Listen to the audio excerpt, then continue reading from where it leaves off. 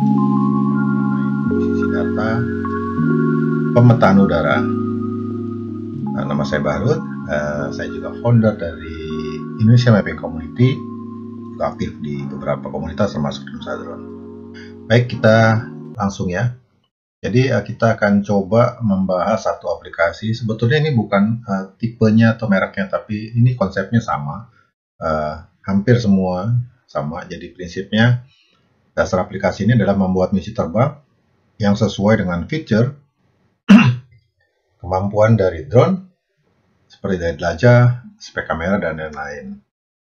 Nah, jadi kita masih kenal ya fitur drone tersebut yang kita pakai. Juga target kualitas dari produk foto yang diinginkan. Detailnya diukur dengan cm per pixel biasanya. Jadi drone akan terbang sesuai misi, arah, ketinggian, kecepatan, waktu, dan mengambil foto sesuai dengan pengaturan yang kita tetapkan sebelumnya. Jadi tahu juga bagaimana kita men-setting supaya hasilnya bisa optimal. Setelah misi selesai, maka drone tersebut akan kembali ke home point, mendarat di titik take off yang semula yang tersimpan. Nah, hati-hati ya kawan-kawannya. Ini otonomous, tapi dia butuh data tentang lokasi yang dia harus pastikan sudah disimpan, maksudnya home point ya. Jadi pastikan home point-nya betul-betul sudah disimpan. Nah, jadi ya kawan-kawan harus pastikan juga aplikasi yang kawan-kawan gunakan ini sama atau bisa kompatibel dengan tipe drone.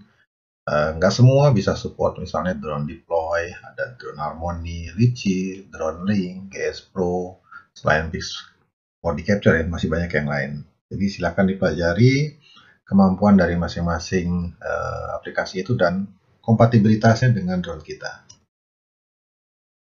Oke, ini adalah konsep utama bagaimana sebuah konsep overlay.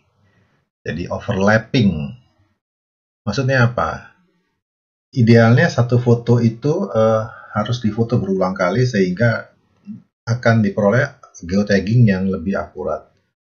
Maksimal atau optimal sebetulnya satu foto, objek itu bisa difoto 9 foto yang berbeda, nanti akan disinkronize ya.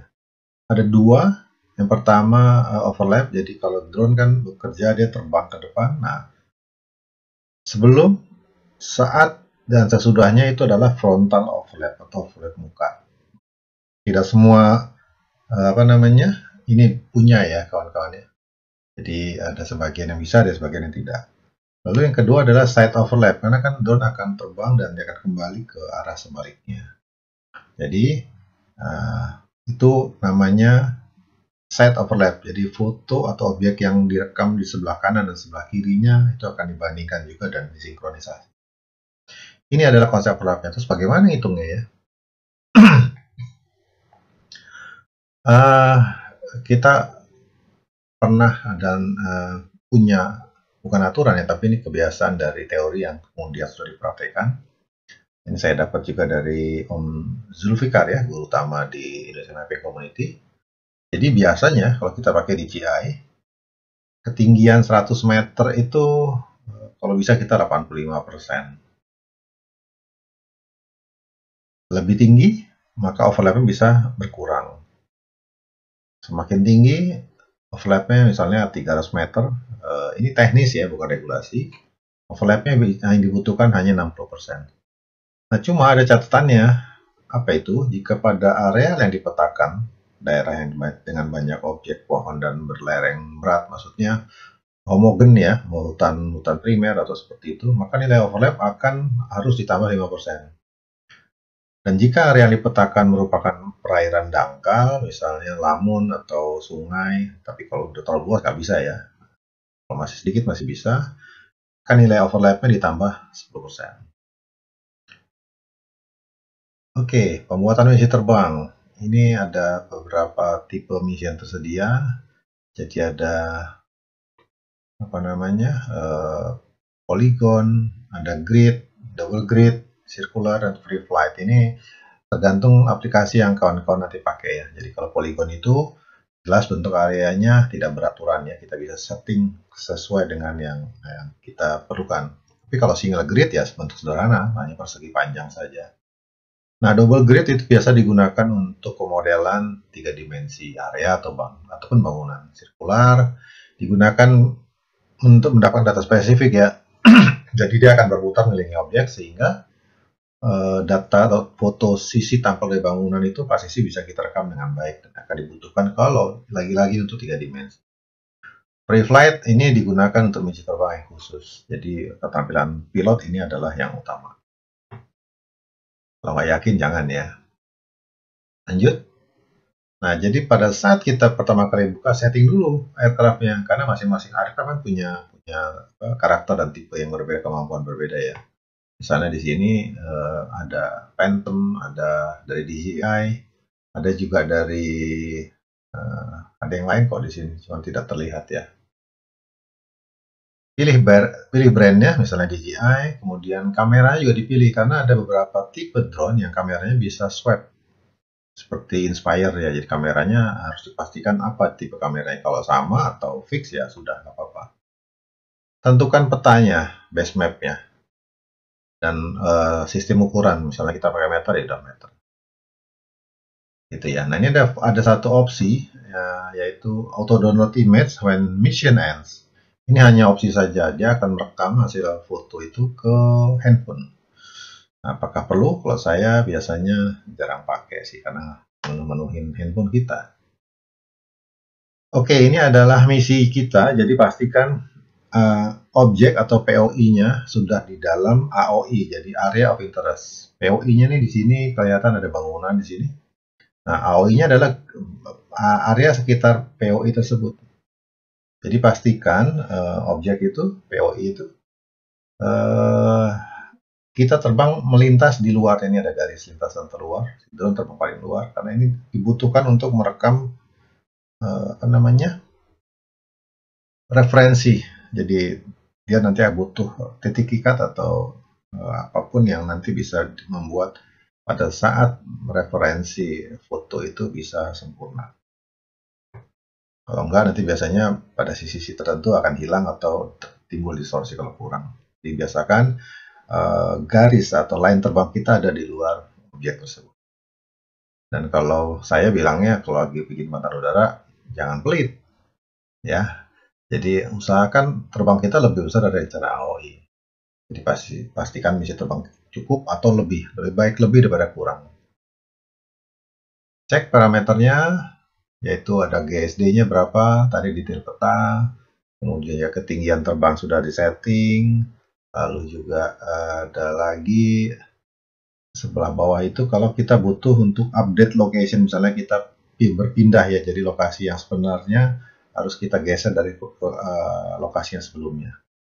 Atau kalau perlu nanti kita mesti reset juga supaya ukuran area pemetaannya bisa ketahuan juga di situ, kawan-kawan ya, kalau dibutuhkan. Jadi misalnya di sini kan kelihatan 166 kali 124 meter, terbang hanya 3 menit 42 detik. Nah, kita mulai membuat misi terbang nih. Masih lanjut. Jadi pada saat dia terbang nanti, jadi selalu cek telemetri panelnya. Di sini kelihatan ya, ini Mavic Pro, kemudian kameranya juga sama, ada bisa dibuat live video di sini, jadi kita bisa melihat tampilan tayang real time. Terus setting misi kalau dibutuhkan. Ini di bawahnya lagi ada baterai remote maupun baterainya drone, dan juga satelit. Ini GPS penting, jangan sampai berkurang nanti ya, karena GPS-nya tidak baik, tidak optimal, maka detail petanya juga akan berdampak. Nah, di paling bawah itu adalah jarak aircraft ke remote secara horizontal. Cek juga storage. Kalau saya biasanya cek storage ini pada saat terbang untuk memastikan bahwa data itu sudah writing, terekam, tertulis ya. Karena kalau tertulis biasanya berarti storage-nya akan berkurang ya kawan-kawan. Kalau semua sudah selesai, kita save misi. Misi itu terekam, kasih nama juga bisa kalau pakai Pix4D di Android, tapi kalau di iOS malah nggak bisa. Kalau perlu reset misi juga bisa. Oke, lalu lanjut adalah kita lihat dulu setting nih, satu lagi. Di pojok kanan atas tadi kan standar setting. Nah, kita lihat settingnya. Kamera harus 90 derajat karena auto motion kan. Kemudian front overlap, ini kalau pakai iPad, saya pakai iPad, jadi dia ada front overlap 80, lalu set overlapnya bisa dibuat 70, karena terbangnya cuma 120 kan. Nah, look at grid center juga bisa, tapi saya nggak bisa pakai, biasanya dipakai nih kalau kita mau circular, ambil fotonya atau mappingnya. Juga sesuaikan kecepatan terbang, ada di fast atau slow, ini pengaruh terhadap kualitas juga. Tapi biasanya saya kalau untuk terbang biasa, umumnya pakai fast aja cukup, tapi sebetulnya yang baik itu di sini ada di normal, di tengah-tengah sini ada namanya normal fast ya, nggak di tengah tapi ke kanan sedikit. Kalau mau di reset semua juga bisa, kita bisa reset. Dan jangan lupa ini ignore home point ini harus jangan dinokan karena nanti dia tidak bisa merekam posisi home point. Oke, kita bisa start misi kalau begitu, lalu drone akan terbang.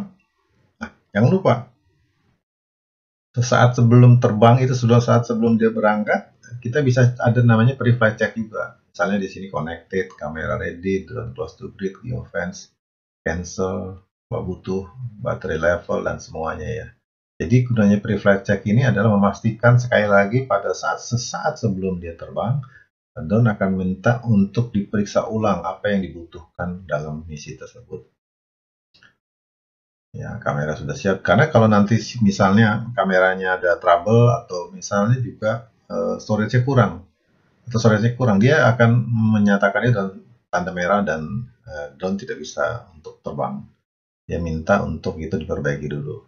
Misalnya saja ada masalah di geofence atau satelitnya mungkin lokasi kurang, dia tidak mau terbang. Kapasitas baterai juga.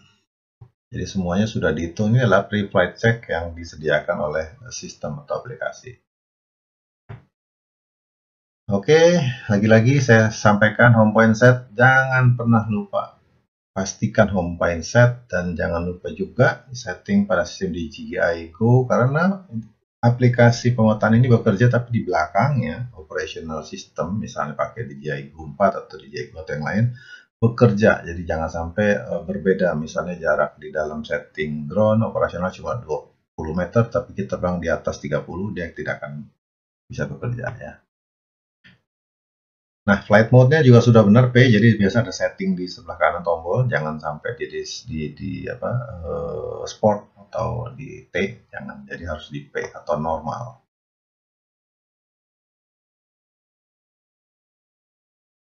Saat sebelum berangkat, sampaikan ke observer komunikasi ya bahwa drone ready to take off dan observer juga menyatakan hal yang sama, silakan take off dengan sebelumnya memperhatikan situasi yang ada di dalam lingkungan sekitar ya. Karena apa itu? Walaupun pemetaan autonomous, tapi observer wajib ada. Karena utamanya adalah sebetulnya safety reason ya. Nah, pada saat di dalam misi, drone bisa kelihatan di situ. Nanti sebelah kanan pojok kanan atas ini, kawan-kawan bisa lihat ini ada live view-nya, bisa dilihat ya. Jadi apa yang difoto mungkin kira-kira oh betul itu lokasinya, atau kita bisa sambil memantau apa ada sesuatu yang tercapture. Jadi ini titik berangkatnya, drone sedang melakukan terbang. Ada titik hitam ini adalah tanda foto tercapture. Tapi perhatikan lagi juga, pastikan bahwa storage ini akan berkurang. Misalnya tadinya 28,32, terus karena dia motret dia pasti kan berkurang. Kalau M2P biasanya dia antara 9 sampai 12 mega per foto. Itu menandakan bahwa writing-nya sudah benar. Karena kadang-kadang writing speed dari memori kita kurang, jadi tidak sempat writing, drone sudah jalan kembali dan itu biasanya akan timbul masalah baru. Yang perlu diperhatikan itu kawan-kawan, jadi drone akan take off, kemudian drone menuju start point, drone terbang sesuai misi, ada lainnya yang sudah dibuat oleh sistem aplikasi dan mengcapture. Nah, ini juga yang saya bilang tadi, pastikan foto tersimpan dalam storage, tandanya apa? Storage-nya berkurang ya. Jika misi selesai, maka drone menuju titik home point dan mendarat secara otomatis. Nah, pada saat mendarat, hati-hati sekali lagi, tolong diperhatikan, pilot sudah harus siap. Jadi, critical time itu biasanya adalah pada saat take off dan landing. RPIC tentunya harus siap mengatasi masalah jika nanti terjadi. Jadi biasanya saya sudah ingatkan, ayo standby jempol kita di joystick. Jadi kalau ada apapun juga kita bisa segera ambil alih. Tapi jangan lupa, pada saat misi, in mission, nggak bisa diambil alih karena dia masih otonomous. Jadi harus di pause atau dibatalkan baru kita bisa ambil alih kendalikan manual. Hati-hati ya, jadi itu lagi-lagi gunanya ada kawan atau ada pendamping atau observer yang mendampingi kita pada saat melakukan misi terbang. Mudah-mudahan ini bisa. Catatan ya, jika baterai tidak cukup maka drone akan kembali, segera ganti baterai dan resume untuk di iOS. Atau sekarang fixed body capture yang Pro juga sudah bisa. Kalau untuk Android sudah bisa, kalau yang lamanya tidak bisa karena begitu dia selesai, baterai habis, dianggap misinya selesai dan kita harus membuat misi baru. Terima kasih, semoga bermanfaat. Salam terbang terus.